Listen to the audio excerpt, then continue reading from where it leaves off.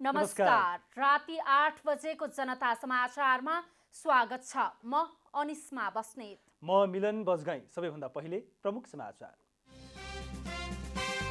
MCC बारे छलफल गर्न बसेको गठबन्धनका शीर्ष नेताहरूको बैठक निष्कर्षविहीन। एमसीसी बारे गठबन्धनको आफ्नै अडान।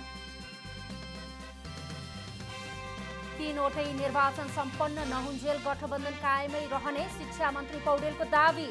राष्ट्रिय सहमतिको आधारमा मात्रै एमसीसी अघि बढ्ने चिकी। कोभिडका कारण बन्द विद्यालयहरू भोलिबाट सञ्चालन हुँदै शिक्षा क्षेत्र पुरानै लयमा फर्कन करिब 3 वर्ष लाग्ने विज्ञहरूको भनाइ।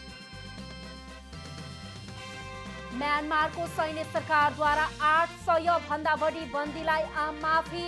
राष्ट्रिय एकताका लागि सेना प्रमुखको अपिल। र टी20 सिरिज अन्तर्गत नेपाल युएईसँग 25 रनले पराजित। निर्धारित ओभरमा नेपाल 167 रनमै समेटियो।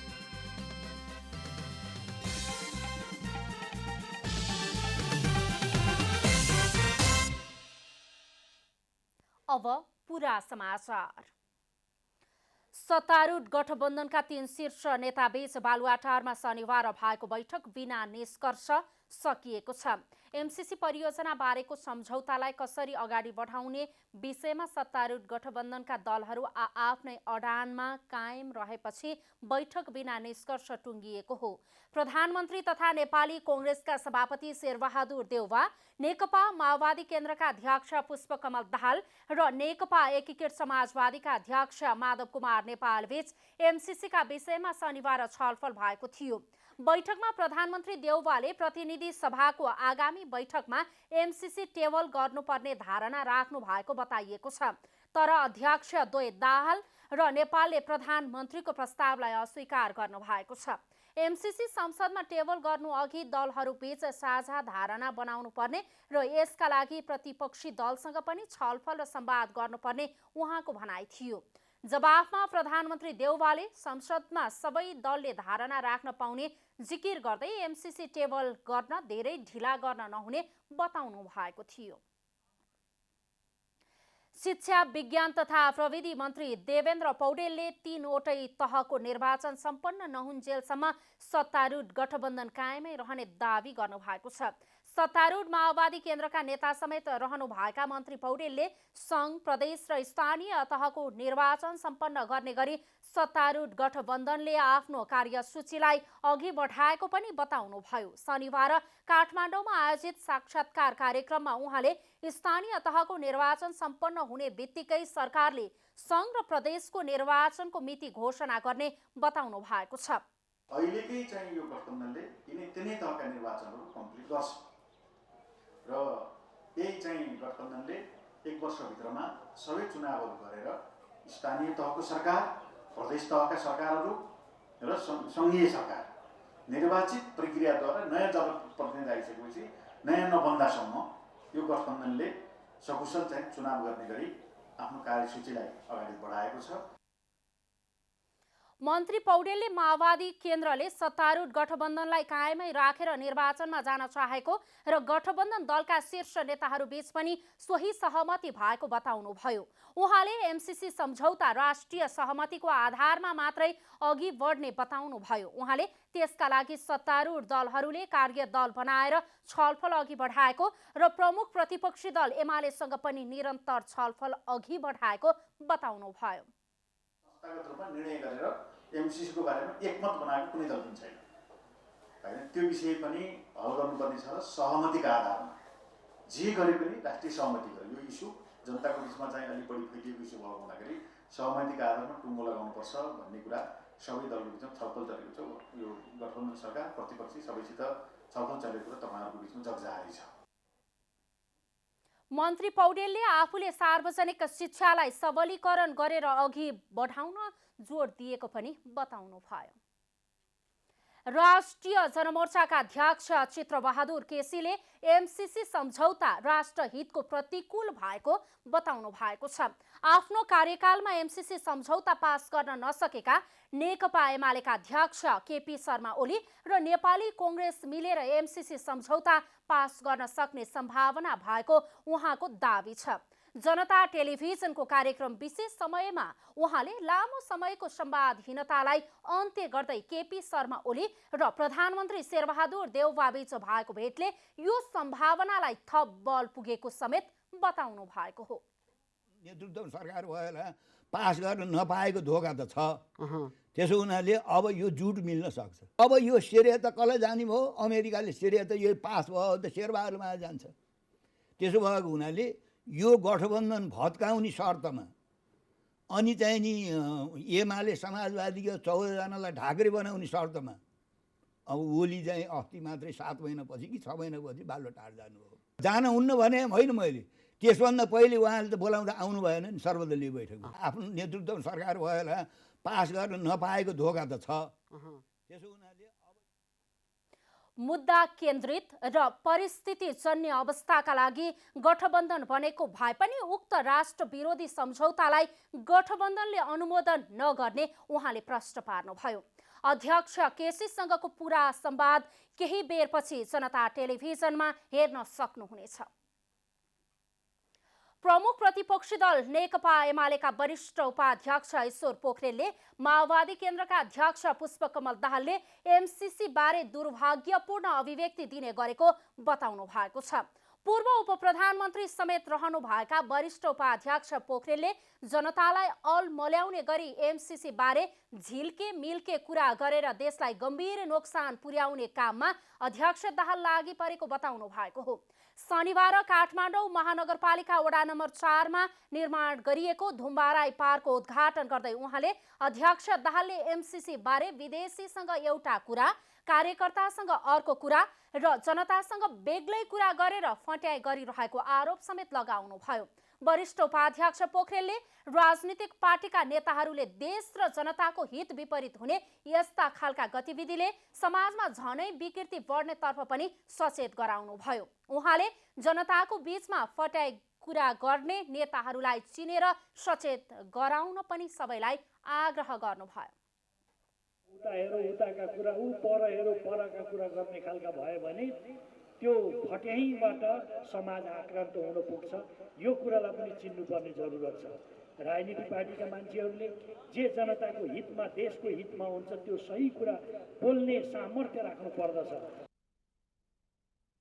वरिष्ठ उपाध्यक्ष पोखरेलले सार्वजनिक सम्पत्तिहरू अतिक्रमण हुन नदिन र त्यसको सदुपयोग हुने गरी अघि बढाउनका लागि स्थानीय तहले जनचेतनामूलक कार्यक्रम सञ्चालन गर्नुपर्ने आवश्यकता पनि औल्याउनु भयो। त्यस अवसरमा उहाँले पार्टीबाट निर्वाचित जनप्रतिनिधिहरूलाई जनताको हितमा केन्द्रित भएर काम गर्न पनि निर्देशन दिनुभयो। कार्यक्रममा बोल्दै काठमाडौँ महानगरपालिकाका मेयर विद्यासुन्दर साक्यले पार्क, बगैँचा लगायतका सार्वजनिक क्षेत्रहरूको सफाइमा ध्यान दिने र त्यसको सदुपयोग गरेर अघि बढ्ने काममा लाग्न स्थानीय आवासीहरूलाई आग्रह गर्नुभयो। उहाँले काठमाडौँ महानगरपालिकालाई सुन्दर र हराभरा बनाउन आफूहरूले पार्क निर्माण कार्यलाई तीव्रता दिए पनि त्यसको सदुपयोग हुन नसकेको गुनासो गर्नुभयो।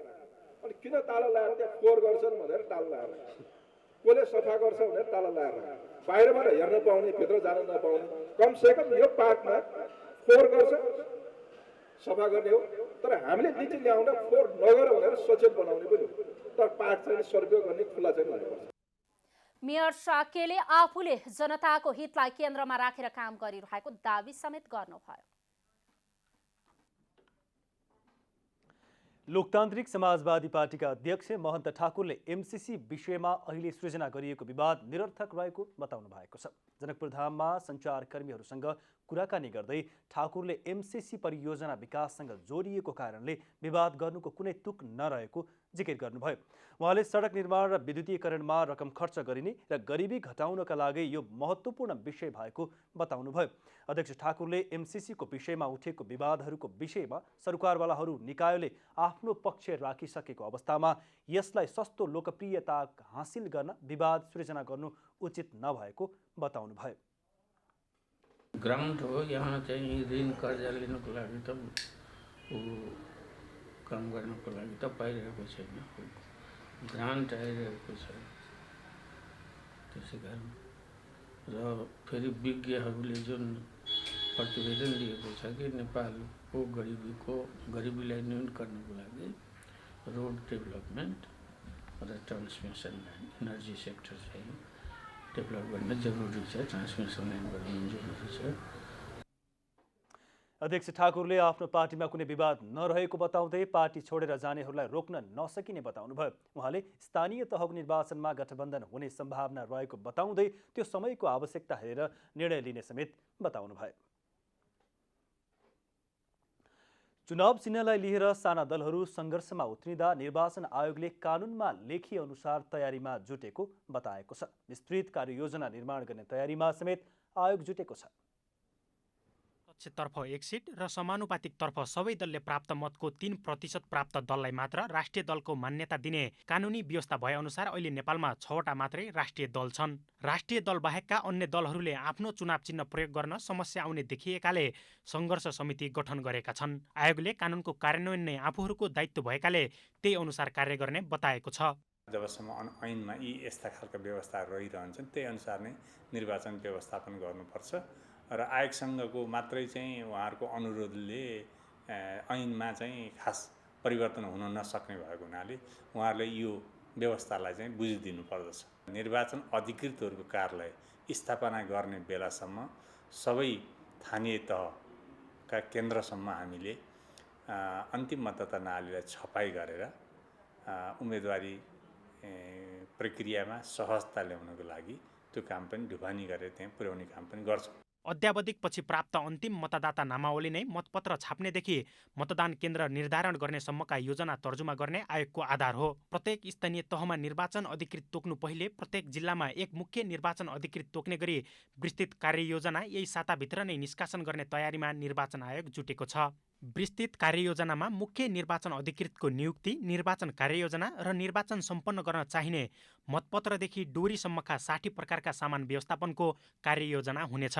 विस्तृत कार्ययोजनामा निर्वाचन प्रक्रिया केन्द्रित भएर मोटामोटी निर्वाचन कार्ययोजना प्रकाशित गरिने भए पनि स्थानीय तहमा निर्वाचन अधिकृतको नियुक्ति, कार्यालय स्थापना, तालिम, उम्मेदवारी दर्ता, नाम फिर्ता, दाबी विरोध, अन्तिम नामावली प्रकाशन, निर्वाचन चिन्ह वितरण, प्रचार प्रसार र मतगणनाका कार्यहरू सम्पन्न गरिसक्नुपर्ने समयावधि किटान गरेर निर्वाचन आयोगले कार्ययोजनाको पुनः प्रकाशन गर्नेछ। अन्तिम मतदाता नामावली प्रकाशनलाई निर्वाचन अधिकृतको कार्यालय स्थापना गर्नु अगावै सम्पन्न गर्ने गरी निर्वाचन आयोग तयारीमा जुटेको छ। कार्यालय स्थापनाका लागि 2 महिनासम्म प्रयोग गर्न मिल्ने गरी 3वटा भवनको खोजी गर्नका लागि आयोगले पालिकाहरूलाई पत्राचार गरिसकेको छ। क्यामेरामा प्रदीपमान सिंहका साथ विकास पौडेल, काठमाडौँ। पछिल्लो 24 घण्टामा देशभर 836 जनामा कोरोना संक्रमण पुष्टि भएको छ। 6654 जनामा गरिएको नमुना परीक्षणमा 836 जनामा संक्रमण पुष्टि भएको हो। स्वास्थ्य तथा जनसङ्ख्या मन्त्रालयका अनुसार सो समयावधिमा 1826 जना संक्रमित संक्रमण मुक्त भएका छन्। यसैगरी पछिल्लो 24 घण्टामा थप 4 जनाको मृत्यु भएको मन्त्रालयले जनाएको छ। मन्त्रालयका अनुसार 24 घण्टामा 2,88,837 जनाले कोरोना विरुद्धको खोप लगाएका छन्। हाल देशभर 26,102 जना सक्रिय संक्रमित रहेको मन्त्रालयको तथ्याङ्क छ। जनता समाचारमा अब छोटो विश्राम।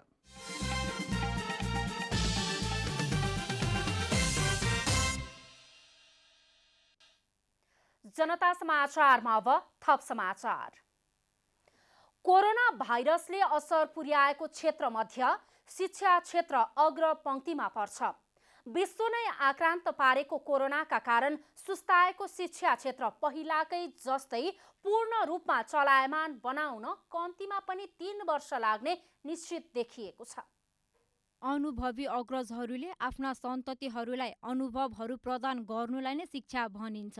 मानिस जन्मिएदेखि मृत्यु प्रयत्न प्राप्त गरिने सम्पूर्ण अनुभवलाई शिक्षा भनिन्छ वा भन्नु नै शिक्षाको व्यापक अर्थ हो। यसरी हेर्दा शिक्षा भनेको जीवन प्रयत्न चलिरहने प्रक्रिया हो, जस अन्तर्गत व्यक्तिको बौद्धिक, शारीरिक, सामाजिक, आर्थिक, भौतिक, नैतिक आदि सम्पूर्ण पक्षको वा व्यक्तिको विकास गराउनु नै शिक्षा हो। शिक्षा तथा सिक्ने तथा सिकाउने पद्धति पनि हो।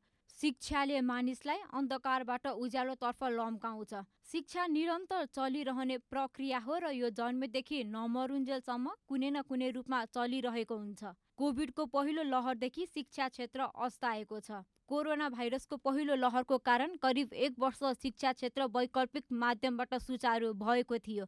विद्यार्थीहरू वैकल्पिक माध्यममै रमाउन थालेका छन्। तर शिक्षकहरू भने किताबमै छन् अनि पाठ्यक्रमले पनि किताब नै मागिरहेको छ, जसका कारण सरकारले पनि फागुन 1 गतेदेखि बन्द रहेका विद्यालयहरू सञ्चालन गर्न अनुमति दिइसकेको छ। तर शिक्षा क्षेत्र पुनः चलायमान बनाउन र पहिलाकै लयमा फर्कन करिब 3 वर्ष लाग्ने देखिन्छ।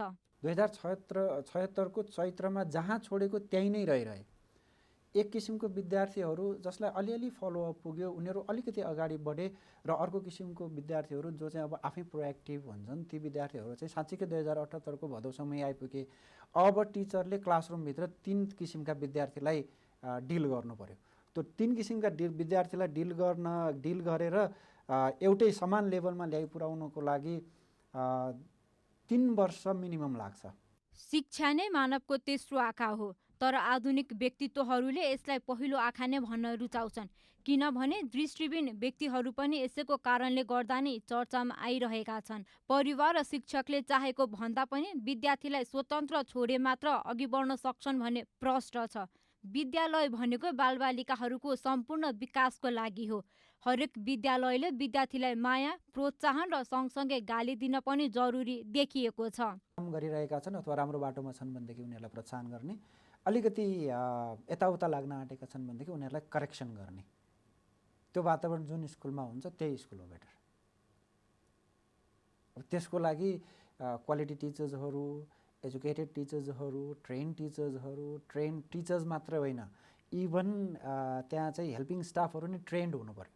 पास हुनै पर्छ, यति पढ्नै पर्छ भन्ने अभिभावक र शिक्षकहरूको मानसिकताले विद्यार्थीहरूमा नराम्रो असर गर्छ। आजका विद्यार्थी भोलिका कर्णधार हुन् भन्दा पनि फरक नपर्ला।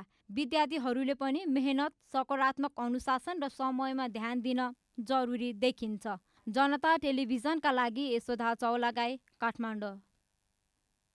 कञ्चनपुरको शुक्लाफाटा राष्ट्रिय निकुञ्जमा बाघ सर्वेक्षण कार्य सुरु गरिएको छ। निकुञ्ज क्षेत्रमा भएको बाघको संख्या पत्ता लगाउनको लागि सर्वेक्षण कार्य सुरु गरिएको हो। राष्ट्रिय बाघ सर्वेक्षण 2078 अन्तर्गत शुक्लाफाटा राष्ट्रिय निकुञ्जको शुक्लाफाटा क्षेत्र, त्यसै गरी लालझाडी र जोगबुढा क्षेत्रमा बाघ सर्वेक्षण कार्य थालनी भएको छ। निकुञ्ज कार्यालयका अनुसार उक्त क्षेत्रलाई बाघ सर्वेक्षणको लागि 2 किलोमिटर लम्बाइ तथा 2 किलोमिटर चौडाइ भएका 260 वटा ग्रिडहरूमा विभाजन गरिएको छ। निकुञ्जका प्रमुख संरक्षण अधिकृत किशोर कुमार मेहताले बाघको फोटो खिच्नका लागि स्वचालित क्यामेराबाट सर्वेक्षण गर्न लागि बताउनु भयो। क्यामेराहरूको सुरक्षाको चुनौती हामी माझमा रहेको छ। यस चुनौतीलाई सामना गर्न हामीहरूले विभिन्न चरणमा स्थानीय कार्यदल बैठक राखी छलफल र तयारी गरेका छौँ। शुक्लाफाटामा सन् 2009 देखि बाघ गणना हुँदै आएको छ। सन् 2022 सम्ममा बाघको संख्या दोब्बर पुर्याउने सरकारको लक्ष्य अनुरूप शुक्लाफाटामा समेत बाघको संख्या दोब्बर गर्ने लक्ष्य राखिएको छ। शनिबार उक्त कार्यक्रम शुभारम्भ गर्न कञ्चनपुर पुग्नु भएका वन तथा वातावरण मन्त्री रामसाई प्रसाद यादवले बाघ सर्वेक्षण कार्यक्रमले देशभर बाघको संख्या पत्ता लाग्ने बताउनु भयो। विश्लेषण पश्चात नेपालमा रहेका बाघको अद्यावधिक संख्या प्राप्त हुनेछ। वन तथा वातावरण मन्त्रालय, राष्ट्रिय निकुञ्ज तथा वन्यजन्तु संरक्षण विभागको नेतृत्वमा राष्ट्रिय बाघ सर्वेक्षण भइरहेको छ। निकुञ्जमा यसअघि गरिएको राष्ट्रिय सर्वेक्षण अनुसार 16 वटा बाघ भेटिएको थियो। 5 थरमा बजारभित्रको कालोपत्रे सडक बनेको केही महिना नबित्दै सडक भत्किन थालेको छ। धुलोमुक्त बजार बनाउन निर्माण गरिएको सडक यति बेला चिराचिरा परेको भन्दै स्थानीयवासी तथा जनप्रतिनिधिहरूले निर्माणमा निगरानी बढाएका छन्। 5 थरमा दुर्गम स्थानको बजारभित्र कालोपत्रे सडक बनेर सर्वसाधारण उत्साहित भएका थिए। तर बनेको सडक 3 महिना नपुग्दै भत्किन थालेपछि खुसी भएका त्यही सर्वसाधारण निराश भएका छन्। 5 थर जिल्लाको कुम्मायक गाउँपालिका केन्द्र यासोक बजारभित्र 7 मिटर चौडाइको 3.5 किलोमिटर बनेको कालोपत्रे सडक भत्किएको हो। हिउँदमा धुलो र वर्षाको समय हिलो बजारका कारण शास्ति खेप्नु परेको समस्या सधैँका लागि अन्त्य हुने अपेक्षा गरेका यासोकवासी गुणस्तरहीन सडक बनेको भन्दै चिन्ता व्यक्त गर्न थालेका छन्। मौसम अब पानी अब गाडी बढी गरेको भएन, रोलिङ पुगेन, कुनै ठाउँमा बढी अब वाल भयो, फिलिङ बढी भयो, त्यही कारणले गर्दाखेरि चाहिँ अब त्यस्तो समस्या आयो। त्यो समस्यालाई हामी हल गरेर सक्छौँ हामी। 1 नम्बर प्रदेश सरकारको 10,52,45,000 रकममा निर्माण गरिएको सडक निर्माण गुणस्तरमा ध्यान नदिएर भत्किन थालेको हो। स्थानीयवासी र जनप्रतिनिधिहरूको सुझाव अटेर गरेर निर्माण गर्दा दर्जनौं स्थानमा सडक भत्किन पुगेको छ। यो जुन विधि प्रक्रियाहरू प्राविधिक एस्टिमेटहरू नमिल्दाखेरि केही लचकिएको अवस्था, केही भत्किएको अवस्था, चालु आर्थिक वर्षको वर्षा यो बेमौसमी वर्षाको कारणले गर्दाखेरि पनि केही बिग्रिने कामहरू बिग्रिएको अवस्था छ। त्यो बिग्रिएको अवस्थालाई तत्काल निर्माण व्यवसायबाट चाहिँ सपार्ने कुरो आएको छ। सडक निर्माणको समय जग्गावालहरूबाट अवरोध पुगेको थियो। निर्माणकर्तालाई निर्माणमा बाधा पुग्ने गरी स्थानीयले पुनरावेदन तथा सर्वोच्च अदालतसम्म मुद्दा दर्ता गरेका थिए। निर्माण कार्यमा बाधा गरेको कारण निर्माण कम्पनीले सडक गुणस्तरमा लापरवाही गरेको स्थानीयहरूको आरोप छ। पाँचथरबाट घनेन्द्र केरुङको रिपोर्ट। डोटीको दिपायल सिलगढी नगरपालिका वडा नम्बर 9 कलेनाकी बसन्ती आउजी उपचारको पर्खाइमा हुनुहुन्छ। आउजी हिँड्न सक्नुहुन्न, टाउको बढेको छ, तर के रोग लागेको हो त्यो थाहा छैन। घरको आर्थिक अवस्था कमजोर हुँदा उपचारमा समस्या भएको छ। डोटीको दिपायल सिलगढी नगरपालिका वडा नम्बर 9 कलेनाकी बसन्ती आउजी उपचारको पर्खाइमा हुनुहुन्छ।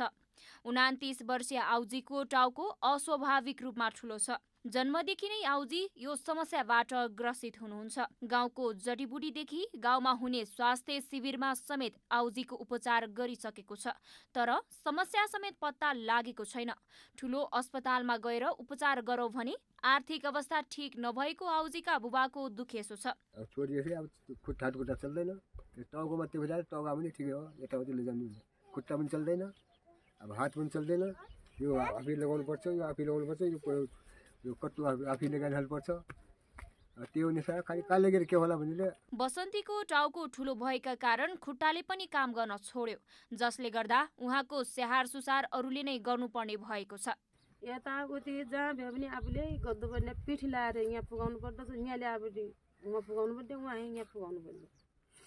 बाहिर भएपछि आफै मैला हालिदिनु पर्दछ, आफै लत्ता धोइदिनु पर्दछ, सबतिर समस्या आफूलाई पर्दछ। महिनावारी भएको बेला आमाले स्याहार्नुहुन्छ, बोल्न त सक्नुहुन्छ, तर आफू समस्यामा छु भन्ने नै उहाँलाई थाहा छैन। देशका तीनै तहका सरकारले स्वास्थ्यलाई पहिलो प्राथमिकता दिएका छन्, तर ग्रामीण भेगका नागरिकहरू भने विभिन्न स्वास्थ्य समस्या झेलिरहेका छन्। उनीहरूले सहज रूपमा सेवा पाएको प्रत्याभूति गर्न नपाएको स्थानीयको गुनासो छ। घटना उहाँको एकदम नाजुक अवस्था छ हैन। सरकारले यहाँ स्थानीयदेखि प्रदेश सरकार मन्त्रालय हरेक ठाउँले हेरिदिएको भए राम्रो हुन्थ्यो। अवस्था एकदम अब नाजुक सबैले देखिसक्नु भएको थियो। त्यही भन्न चाहन्थे, अब उहाँलाई जति सक्दो चाँडो उपचार भइदिएको भए राम्रो हुन्थ्यो। यही नै मेरो आग्रह छ। बसन्ती आउजीलाई उहाँको परिवार आर्थिक अवस्था कमजोर भएकै कारण उपचारको लागि सुविधायुक्त अस्पतालमा लैजान सकिरहेका छैनन्। बसन्ती आउजीको परिवार उहाँ हिँड्न र आफ्नो स्याहार आफै गर्न सक्ने भएको हेर्न चाहन्छन्। डोटीबाट किरण धामीको रिपोर्ट। रौतहटको चन्द्रपुर नगरपालिकामा रहेको करिब 200 वर्ष पुरानो मानिएको मर्धर सिमसार संरक्षणको अभावमा नासिँदै गएको छ। उचित संरक्षण र प्रबन्धन नहुँदा सो क्षेत्र मानव अतिक्रमणको चपेटामा पनि पर्दै गइरहेको छ। रौतहटको चन्द्रपुर नगरपालिका वडा नम्बर 8 मा रहेको मर्धर सिमसार क्षेत्र संरक्षण र प्रवर्धनको अभावमा मासिने अवस्थामा पुगेको छ। करिब 700 मिटर लम्बाइ र 100 मिटर चौडाइ रहेको मर्धर सिमसार पोखरी रौतहट जिल्लाको मात्रै नभएर मध्य प्रदेशकै उत्कृष्ट पर्यटकीय गन्तव्य बन्ने सम्भावना बोकेको क्षेत्र हो। कुल 6.67 हेक्टर क्षेत्रफलमा रहेको मर्धर सिमसार क्षेत्रमा विभिन्न सिजनहरूमा देश तथा विदेशबाट विभिन्न जातका चराहरू आउने गरेका छन्। यस क्षेत्रमा टर्की साइबेरियाबाट चिसो छल्न ठूलो संख्यामा चराहरू आउने गरेको स्थानीयको भनाइ छ। तर राज्यका कुनै पनि निकायले यसको संरक्षणमा ध्यान नदिँदा मर्धर पोखरीको अस्तित्व नै सङ्कटमा परेको छ। सबैजना मिलेर, सबै क्षेत्र मिलेर, स्थानीयवासी, नगरपालिका, अरू विभिन्न सरकारी गैर सरकारी संस्था सबै मिल्न सक्यो भने चाहिँ यो एउटा रौतहटको मात्रै नभएर यो मध्य प्रदेशकै एउटा जलाधारको स्रोत, पानीको स्रोत पनि हुनसक्छ र एउटा पर्यटकीय गन्तव्य पनि हुनसक्छ जस्तो मलाई लाग्छ। कुनै समय मर्धर सिमसार क्षेत्रमा मृग, बदेल, हात्ती लगायतका विभिन्न जनावर पनि चर्न र पानी खान आउने गर्थे। तर हाल भने जङ्गली जनावरहरू भने आउने गरेका छैनन् भने ठूलो संख्यामा आउने गरेका विभिन्न प्रजातिका चराहरू पनि विगतका वर्षहरूमा घट्दै गइरहेको छ। तालतलैयाहरू भएपछि अरू साइबेरियादेखि बाहिरका चराहरू आइरहेको हुन्छ। यहाँ हामीले अध्ययनको अभाव मात्रै देख्छौँ म, तर विभिन्न किसिमका चराचुरुङ्गीहरूको यहाँ बास छ र यो पर्यावरणको दृष्टिकोणले यो जुन रौतहट जिल्लाको क्षेत्रलाई यसले चाहिँ नै सहयोग पुर्याइरहेको हुन्छ। पूर्व पश्चिम लोकमार्गबाट करिब 10 मिनेटको दूरीमा रहेको यस क्षेत्रलाई पर्यटकीय गन्तव्यको रूपमा प्रवर्धन गर्न सके नगरपालिकाको विकासमा यसले ठूलो टेवा पुर्याउन सक्थ्यो। उचित संरक्षण र प्रचार प्रसार गर्न नसक्दा मर्धर सिमसार क्षेत्र अतिक्रमणको चपेटामा पर्दै गएको छ। तर बजेट अभावमा काम गर्न नसकेको नगरपालिकाको दाबी छ। यो सफाई भइसकेपछि हामीले अहिले पनि केही साना कामहरू यसलाई डिजाइन गर्ने, यहाँ लाइटिङ गर्ने तपाईँको हामी चाहिँ यो कार्य सम्पन्न भइसकेपछि नै हामी सुरु गर्छौँ। सिमसार क्षेत्रले पर्यापर्यटन, कृषि उत्पादकत्व, जलवायु संरक्षण, जैविक विविधता अभिवृद्धिमा सहयोग पुर्याउने भएकाले यसलाई दीर्घकालीन योजना बनाएर संरक्षण गर्नुपर्ने विज्ञहरू बताउँछन्। यो बेद बाँसहरू लगाएर चाहिँ यसको दिगो रूपमा यसलाई चाहिँ संरक्षण गर्न सकिन्छ। र अर्को कुरा यो अहिले विशेष गरी चपेटामा चाहिँ यो अतिक्रमणको चपेटामा परेको छ। यसलाई चाहिँ बिस्तारै यसको पुरानो आफ्नो क्षेत्र चाहिँ ओगट्न सक्यो भने सिमसार जति विशाल भयो त्यति यसमा चाहिँ पानी बढिरहने र यसमा जति जैविक विविधताहरू चाहिँ बढ्दै गयो त्यति चाहिँ यसको चाहिँ दिगोपन रहने चाहिँ देखिन्छ। सिमसार क्षेत्रलाई एक गतिशील, विविधतायुक्त र उर्वर क्षेत्र मानिन्छ। सिमसारको जैविक तथा पर्यावरणीय महत्त्व मात्र नभएर आर्थिक, सामाजिक तथा पर्यटकीय महत्त्व छ। त्यसैले मर्धर सिमसार क्षेत्र संरक्षणको लागि तिनै तहको सरकारले महत्त्वका साथ ध्यान दिनुपर्ने आवश्यकता देखिएको छ। रौतहटबाट प्रेम यादवको रिपोर्ट। अब आर्थिक समाचार।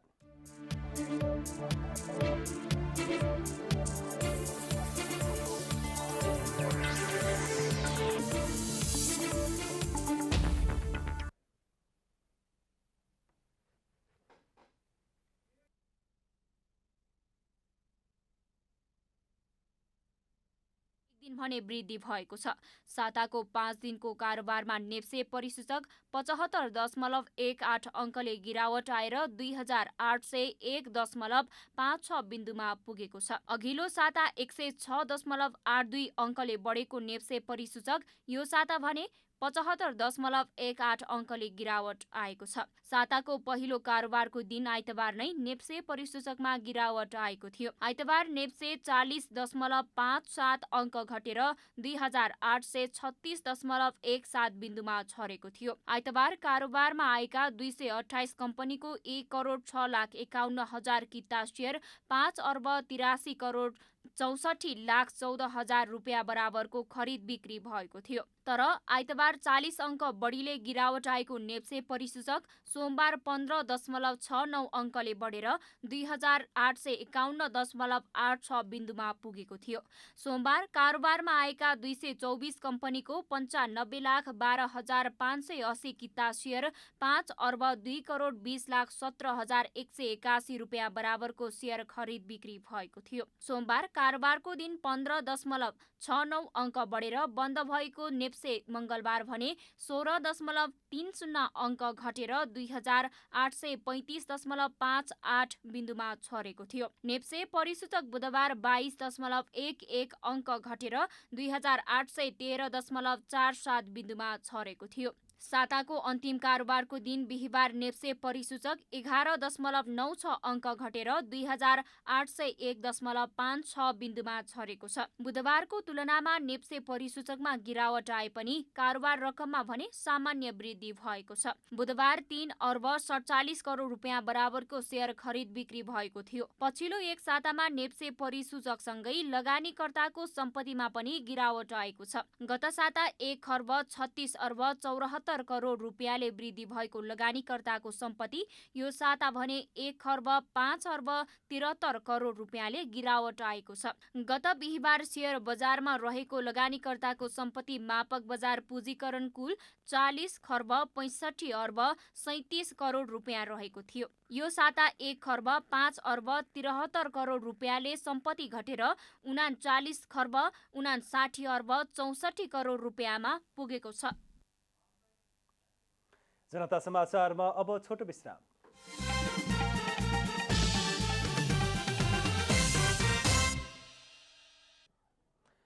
अब खेलकुद समाचार।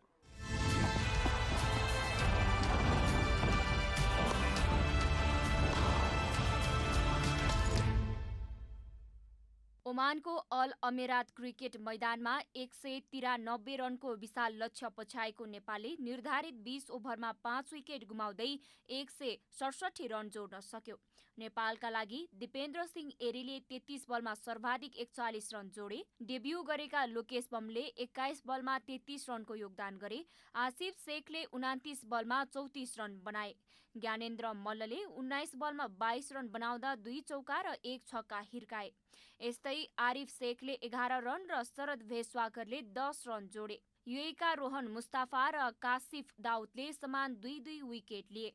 जुनैद सिद्दिकीले 1 विकेट हात पारे। यसअघि टस हारेर पहिले ब्याटिङ गरेको युएले निर्धारित 20 ओभरमा 3 विकेट गुमाउँदै 192 रन जोड्यो। युएका लागि चिराग सुरीले अभिजित 53 सर्वाधिक 84 रनको योगदान गरे। नेपालका लागि कप्तान सन्दीप लामिछाने, आरिफ शेख र सहाब आलमले 1-1 विकेट लिए। सन्दीपको T20 अन्तर्राष्ट्रिय 28 खेलमा 49औं विकेट हो। शहीद स्मारक ए डिभिजन लिग फुटबलमा साधुबाटो युथ क्लबले नेपाल पुलिस क्लबलाई हराएको छ। साधुबाटो स्थित एन्फाक कम्प्लेक्समा शनिबार भएको खेलमा साधुबाटोले पुलिसलाई 1-0 गोल अन्तरले हराएको हो। साधुबाटोलाई जित दिलाउन आकाश बुढा मगरले निर्णायक गोल गरे। यससँगै नवप्रवेशी क्लब साधुबाटोले पुलिसमाथि पहिलो भेटमै जित निकाल्न सफल भएको छ। जितसँगै साधुबाटोले 10 खेलमा 15 अङ्क जोडेको छ। पुलिसले 10 खेलमा 10 अङ्क जोडेको छ। यसैगरी लिग अन्तर्गत शनिबार भएको अर्को खेलमा शीर्ष स्थानको मछिन्द्र फुटबल क्लबले सहज जित निकालेको छ। शनिबार भएको खेलमा मछिन्द्रले पुछारको च्यासल युथ क्लबलाई 2-0 गोल अन्तरले हराएको हो। मछिन्द्रलाई जित दिलाउन विमल घरतीमगर र सुनिल बलले 1-1 गोल गरे। खेलको 17औं मिनेटमा विमलले गोल गर्दै मछिन्द्रलाई 1-0 गोलको अग्रता दिलाए। खेलको 35औं मिनेटमा सुनिलले गोल गर्दै मछिन्द्रलाई 2-0 को अग्रता दिलाए। विमलले उपलब्ध गराएको पासमा सुनिलले पेनाल्टी क्षेत्रभित्रबाट सहजै गोल गरे। जितसँगै मछिन्द्रले 10 खेलमा 26 अङ्क जोडेको छ। च्यासल 10 खेलमा 5 अङ्क जोडेर अङ्क तालिकाको पुछारमा रहेको छ।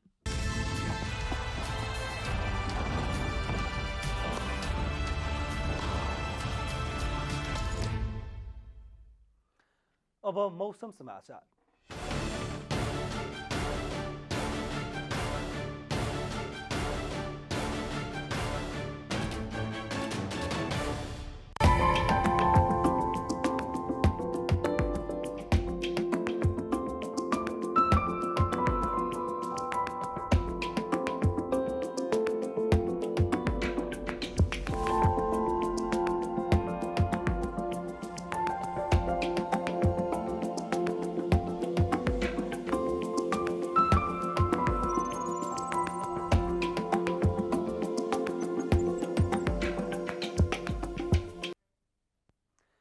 अन्त्यमा आजको डायरी।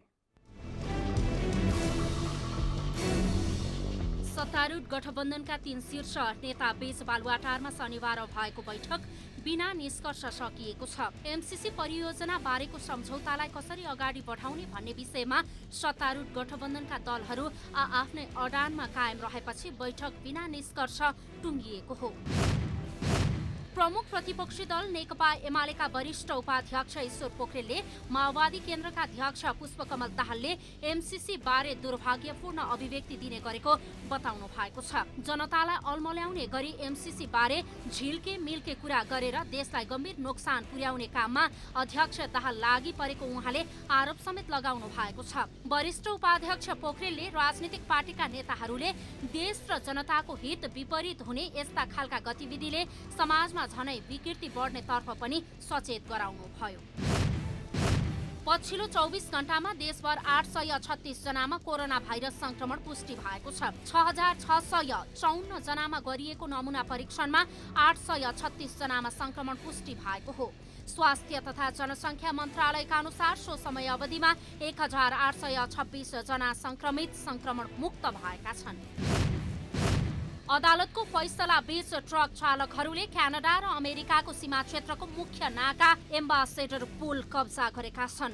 ट्रक चालक प्रदर्शनकारीहरूले शुक्रबार राति मध्य 12 बजेबाट विरोधका सबै कार्यक्रमहरू समाप्त भएको घोषणा गरेको भए पनि प्रदर्शनकारीहरू सीमा क्षेत्रबाट नहटेपछि स्थानीय सरकारले निषेधाज्ञा लागू गरेको छ। 4 देशीय T20 सिरिज अन्तर्गत नेपाल युएईसँग 25 रनले पराजित भएको छ। ओमानको अल अमेरात क्रिकेट मैदानमा 193 रनको विशाल लक्ष्य पछ्याएको नेपालले निर्धारित 20 ओभरमा 5 विकेट गुमाउँदै 167 रन जोड्न सक्यो। नेपालका लागि दिपेन्द्र सिंह ऐरीले 33 बलमा सर्वाधिक 41 रन जोडे।